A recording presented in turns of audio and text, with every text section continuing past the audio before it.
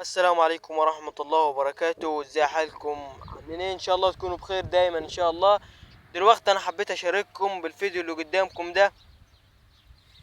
اللي قدامكم ده القوام دي كمية سماد عضوي اللي هو فضلات الفراخ. القوام دي كلها فضلات الفراخ اللي هو السماد العضوي. طبعا موجودة كمية رهيبة بالشكل اللي انتوا شايفينه ده. هو ده السماد العضوي، موجودة كمية للي محتاج. طبعا انت لو محتاج كمية قدامي. طيب بيستعملوه ليه؟ طبعا ده سماد عضوي بيتحط الى الخضروات، جميع الخضروات، اي نبات عندك بيتحط له، لازم يتحط السماد العضوي اللي انت شايفه ده. طبعا دي اسمها سبلة واسمها رسمال، كل واحد في بلده واللغوة بتاعته.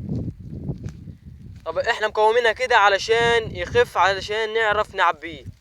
طيب لو انت محتاج في المحافظة بتاعتك، طبعا انا في المنيا، محافظة المنيا، مركز صمالوط.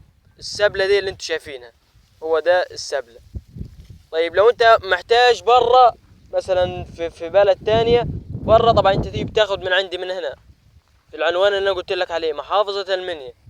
طبعا لو انت محتاج توصيل في محافظة المنيا اوصل لك في محافظة المنيا، توصيل محافظة المنيا عادي، اوصل لك عادي، ما عندكش اي مشكلة. اوصل لك لحد غيطك او لحد مزرعتك او لحد ارضك، اوصل لك عادي، ما عندكش اي مشكلة. ده السبلة.